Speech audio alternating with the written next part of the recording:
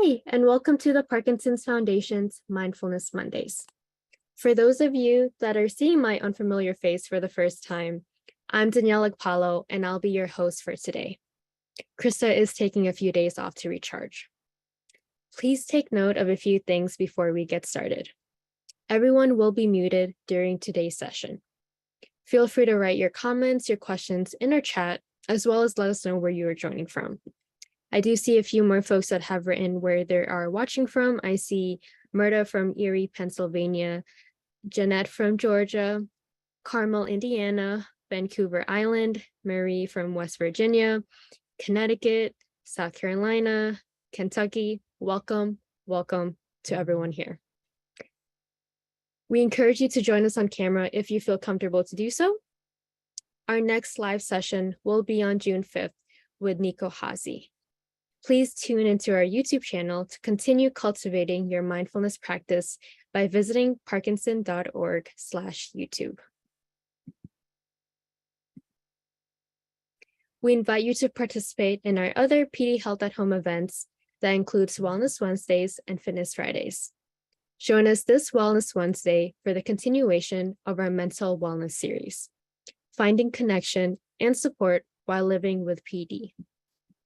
Research suggests that lack of social connection may impact quality of life, even more than tremor. Connecting with people who can relate to your experience, accepting support, and finding ways to engage with your family, friends, and community can help you overcome isolation and improve your quality of life. Join us for a candid virtual discussion about the benefits and challenges of maintaining strong social ties in Parkinson's. Learn more and register for our PD Health at Home events at parkinson.org/pdhealth. Lastly, if you are new to Parkinson's or embracing a change in your journey, please do not hesitate to reach out to us. We have a comprehensive website that addresses everything related to Parkinson's at parkinson.org, or call our helpline at 1-800-4PD-INFO, or email us at helpline@parkinson.org. As some of you already know, Crista is out enjoying some time off. She joins us today through a pre-recorded video where she will share a recent experience with grief, how this relates to our identity living with Parkinson's, and the overwhelming feelings of gratitude. So Delia, if you could please share the video of today's session. And I will say this is a pre-recorded video, so there may be times where the video is a little glitchy. I do apologize in advance if that does happen, but we will share today's recording in a follow-up email.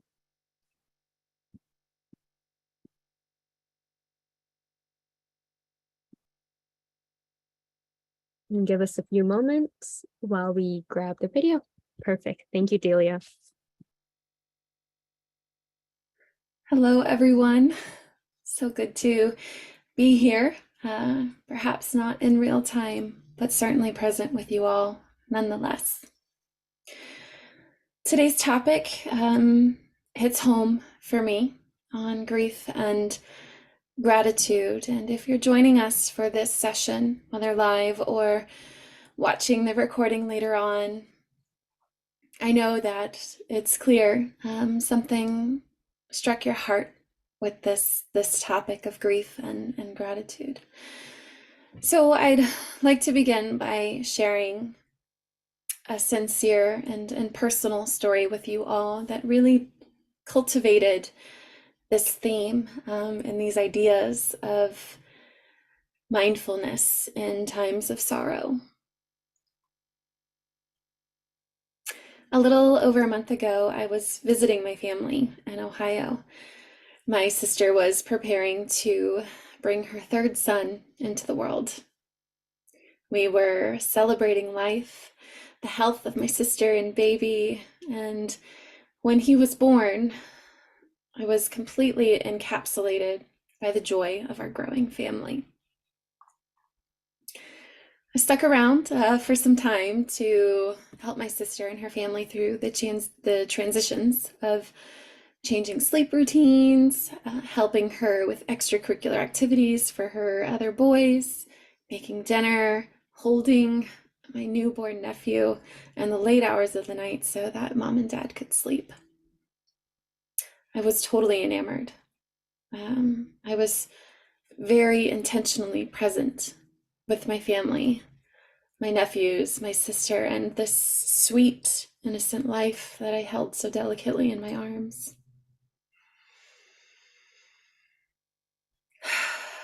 A few days later, my 12-year-old Doberman lab started to show me signs of an infection. Very unusual for her. I took her to the pet hospital where they ran all kinds of tests, took samples, and they sent us home with medicine confirming that she did have a UTI.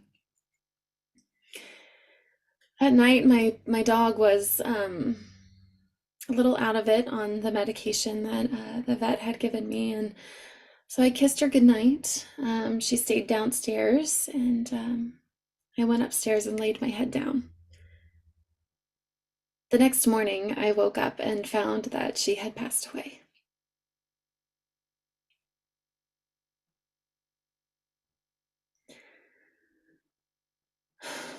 Losing her was a surprise, not only to me, but my entire family. I never imagined the day where I would be without her companionship, and suddenly I was feeling this overwhelming sense of loss. I started to ask myself really hard questions. What is life? Who am I now, and what happens next? I literally felt myself changing. I knew that the way that I would describe myself to people, how my friends and family would show up to my home, these things would change, and I would be a different person now. In the blink of one night, my life began to feel very strange and very fragile. In this time of tremendous joy, embracing the new life of my nephew, I was also feeling the depths of grief in losing my companion.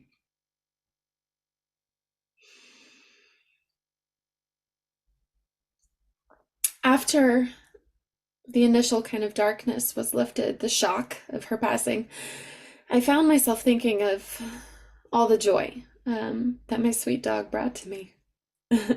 We hiked together all the time. She pounced around in the creeks and rivers and loved to swim. She loved to get the stick.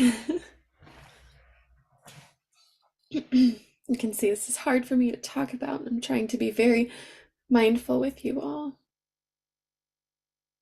I promise the message is coming. My dog kept me safe, and she made me feel loved.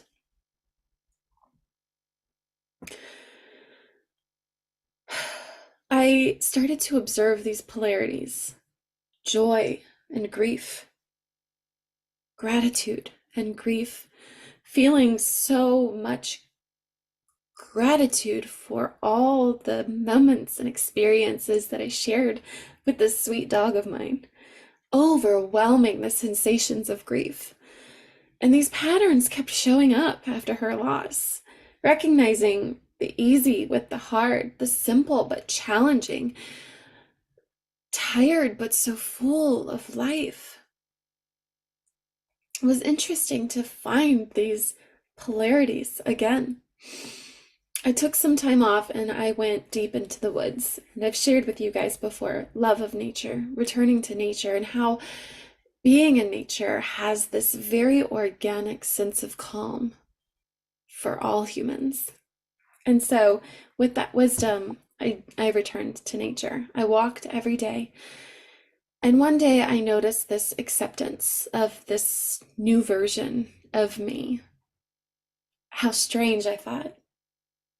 All these chapters of my life, all the different types of people or persons I have been. Our identities continue to change through grief, through loss, through joy, through celebration, through accomplishments, all throughout our lives. How we feel and how we identify ourselves changes. And I was thinking how in Parkinson's, how many times do we shift our identities from the day before you knew you had Parkinson's to the day that you were diagnosed with Parkinson's or your loved one was diagnosed with it, to the moment when we start to accept the diagnosis and lean into what that means, to the day when we start thinking about going to a support group or researching resources for Parkinson's disease, the day we start meditating, the day that we go to a rock steady boxing class or a yoga class for Parkinson's disease, all these shifts in identity that we go through living with Parkinson's is a loss of somebody else, another version of you. What about all these versions of ourselves? Have we acknowledged those past selves? Have we offered gratitude for those versions that brought us to this person we are today? And all the people and animals and loved ones and things and memories and experiences that have influenced you as you are now?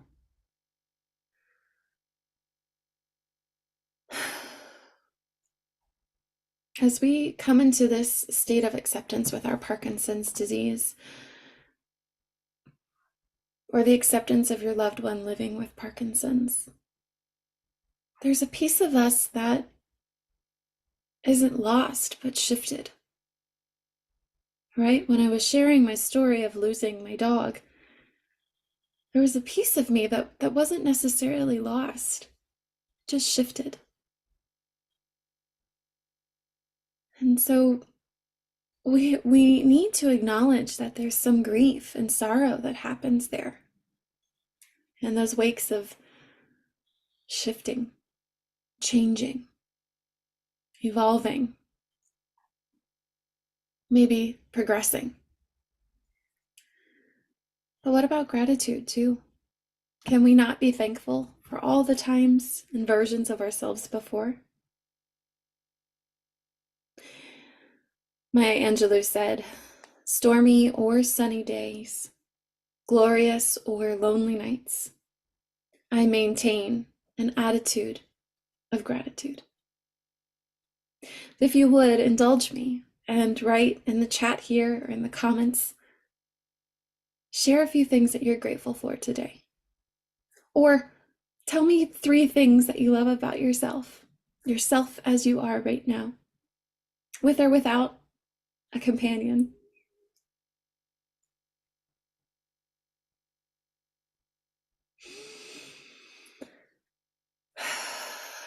So today I'd like for us to just bring awareness to these various times of our lives where we were different people.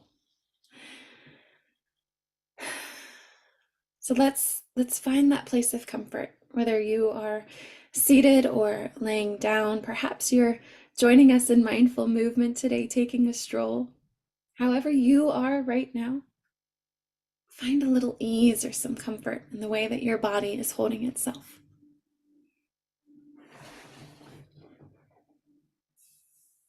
Good. When you find that place of ease and comfort, maybe your eyes close, or you just soften the gaze just a little so that the muscles around the face relax. And take a deep breath in.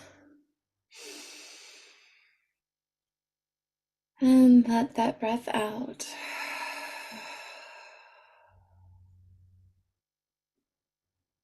Good. Take another one in. And let the breath go. Good. One more for good measure.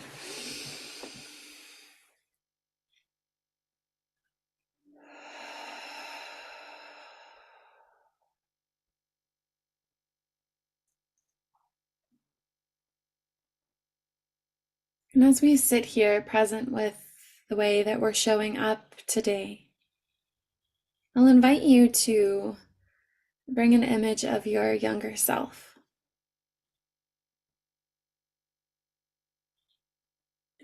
Perhaps this is school age. Think of high school, young, fearless. Maybe some of us were a little more fearful. How did it feel to be a teenager? Invincible, perhaps. Less stress, less responsibility, a little more freedom to make mistakes. What did you look like?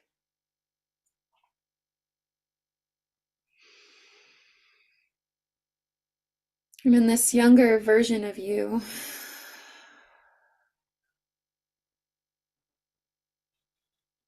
trying to recall what it felt like. A little mischievous, perhaps, playful, a little more daring than the safer self we are today.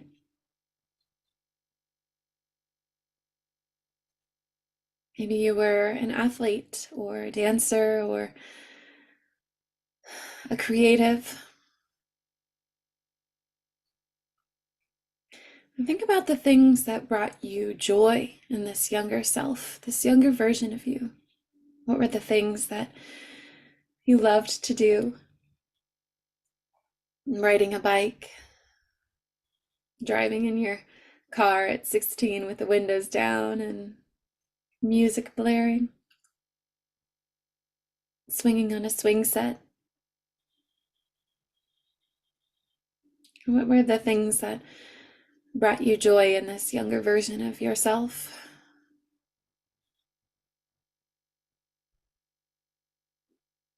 What did that person feel like?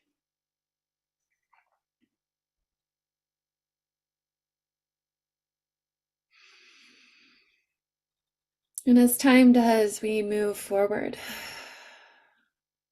stepping into another role of our life. Maybe we've gone to university or got my first real adult job or had my first child or getting married or whatever comes after high school for you, your 20s or 30s. Thinking about what that person looked like, that version of you. What color was your hair? What sort of things did you enjoy doing? In this younger but older version of yourself.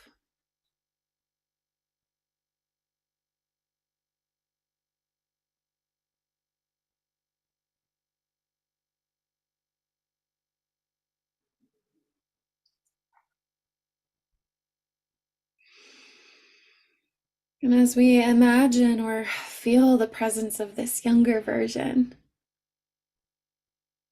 we also feel the shifting. You can imagine yourself growing and moving forward, changing with life, the ebb and flowing of the waves and turbulence of what life is, experience.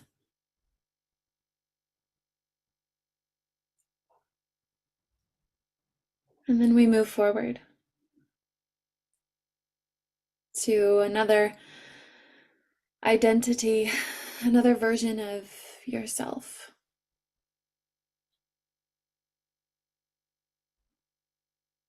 Who were you?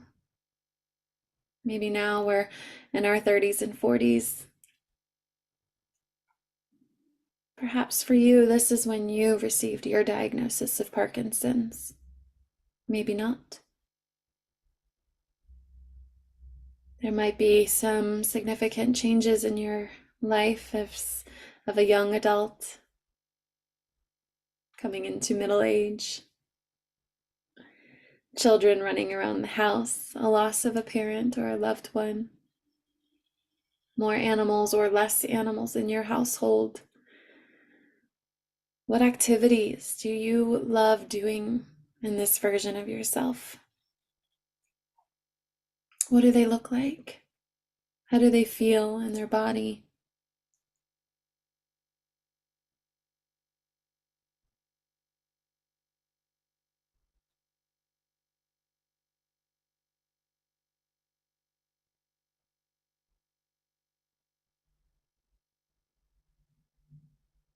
And before we move down the line of time, just take a moment to feel some gratitude for those persons you once were.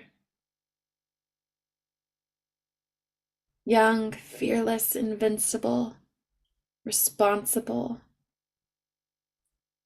family. Feel grateful for the mobility that your body had in those versions of yourself, the clarity. Feel a deep sense of gratitude for those past selves.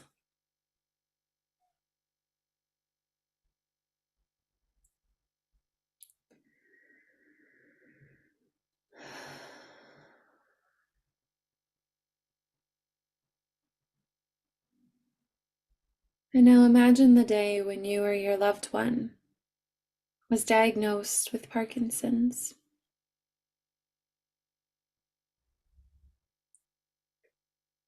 Noticing what emotion comes up when you imagine that time.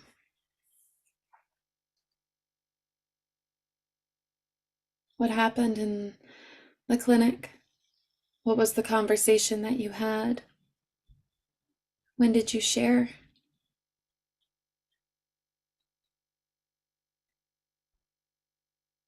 And perhaps for you, you can mark the time of when you felt that shift in your body, in your mind, and in your heart of accepting,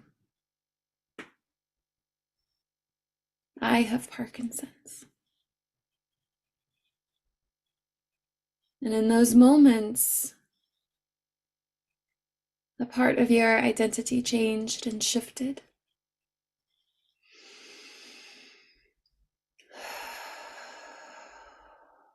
Perhaps a sensation of grief or loss surfaces.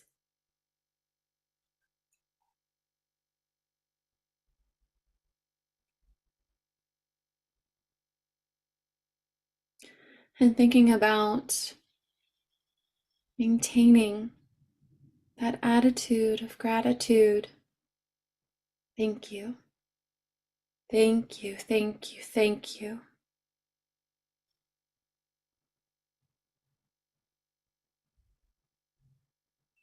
And even if you don't know what you're thankful for, say it anyway. Say it out loud. Say it, the voice in your mind. Thank you. Thank you, thank you, thank you. Maybe your hands come to your heart. Thank you. Thank you.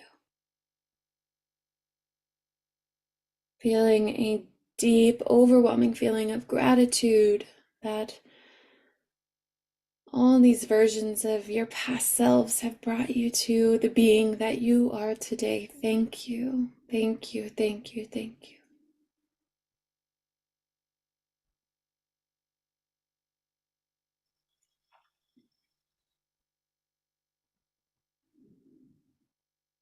Take a deep breath in. Give yourself a little smile. And then let the breath go. Thank you. Thank you. Thank you.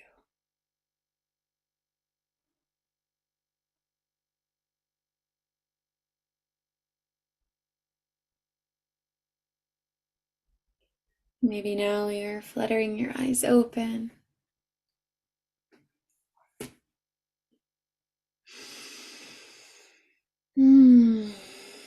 Can start to roll the shoulders around or tilt the head. Make some neck circles. And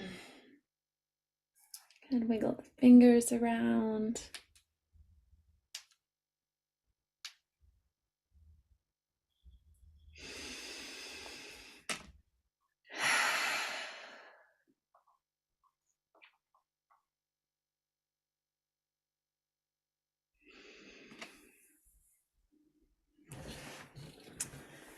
a poem from John O'Donohue. Gratitude unlocks the fullness of life. It turns what we have into enough and more.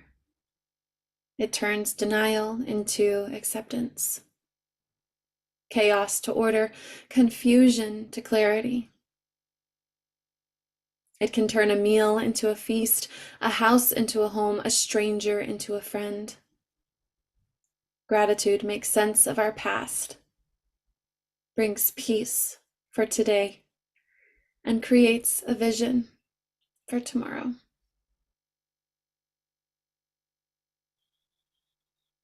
And let's take 3 grounded breaths in gratitude together. And let it out with some noise, a little sigh. Good, 1 more, 2 more actually. Good, make some noise.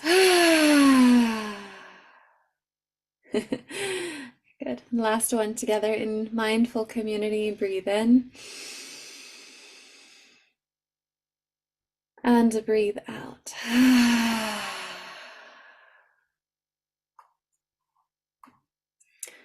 May I encourage you to take a few mindful moments of your day to breathe. Share what you're grateful for each night you lay down this week, and start to acknowledge the pattern of your thoughts. May you all be well. May you all be happy, and may you be healthy. May you continue to hold peace in your hearts. I'll see you all next time. Danielle can close us out. Thank you, Crista, for letting yourself be vulnerable and open with our mindful community. I hope each of you have a safe place that gives you peace and clarity. For Crista, it's the woods, it's nature. For me, it's being with loved ones. Maybe it's Mindfulness Mondays for you. Whatever and wherever that may be, please do take the time to find that safe haven where you can find yourselves. I wanted to read a few things from the chat. I'm grateful for my lungs that allow me to breathe since I was born. Waking up and then breathing are 2 of my top gratitude items every day. I'm grateful for God-given breath of life, freedom of choice, trust in others, love, and giving service to others. And lastly, grateful for my diagnosis and to be able to continue to say thank you for life. Thank you, everyone, for joining us today. I hope you enjoyed the rest of your week, and I will see you all next time. Take care.